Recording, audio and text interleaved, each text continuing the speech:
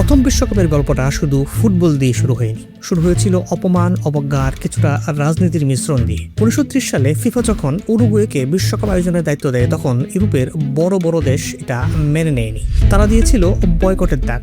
কিন্তু উরুগুয়ের কাছে ব্যাপারটা ছিল অনেকটাই ব্যক্তিগত। তারা দেখছিল এটাকে একটা অবজ্ঞা হিসেবে, আর এই অবজ্ঞার জবাব তারা দিয়েছিল ইতিহাসের মঞ্চে।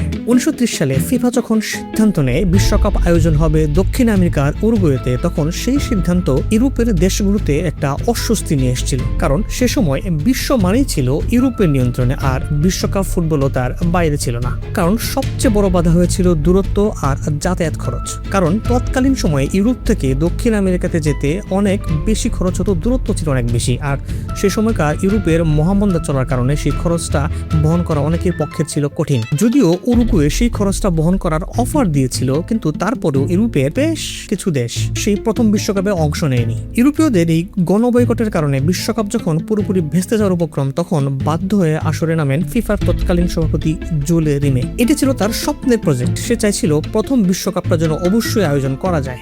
এত কিছুর পরও ইউরোপের মাত্র 4টা দেশ, ফ্রান্স, বেলজিয়াম, রোমানিয়া এবং যুগোস্লাভিয়া, এই 4টা দেশেই বিশ্বকাপে অংশগ্রহণের কথা জানায়। কিন্তু উরুগুয়ে এই বিষয়টাকে একেবারে ব্যক্তিগত আক্রমণ হিসেবে নেয়। কারণ তখন সেই 1930 সাল ছিল উরুগুয়ের শুধুমাত্র বিশ্বকাপ আয়োজনে নয়, 1930 ছিল উরুগুয়ের স্বাধীনতার প্রাপ্তির প্রায় 100 বছর পূর্তি উৎসব। তাই এটাকে তারা জাতীয় একটা অবজ্ঞার হিসেবে দেখে। শেষ পর্যন্ত অনেক বাধা বিপত্তি পেরিয়ে খুব সফলভাবে উরুগুয়ে তার বিশ্বকাপ মিশন শেষ করে এবং চ্যাম্পিয়ন হিসেবেই সে নিজেকে প্রতিষ্ঠিত করে। চ্যাম্পিয়ন হলো উরুগুয়ে, বিষয়টাকে ঠিকই মনে রাখে।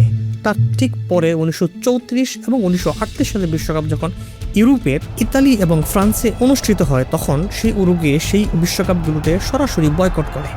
ফুটবল ইতিহাসে উরুগুয়েই একমাত্র দল যারা বিশ্ব চ্যাম্পিয়ন হওয়ার পরেও পরবর্তী বিশ্বকাপে নিজেদের শিরোপা ধরে রাখার লড়াইয়ে অংশ নেয়নি। 1930 সালের সেই প্রথম বিশ্বকাপ শুধুমাত্র একটা টুর্নামেন্ট হয়ে থাকেনি, সেটা ছিল একটা রাজনৈতিক ক্ষমতার দৃশ্যায়ন এবং রাজনৈতিক সংঘর্ষ।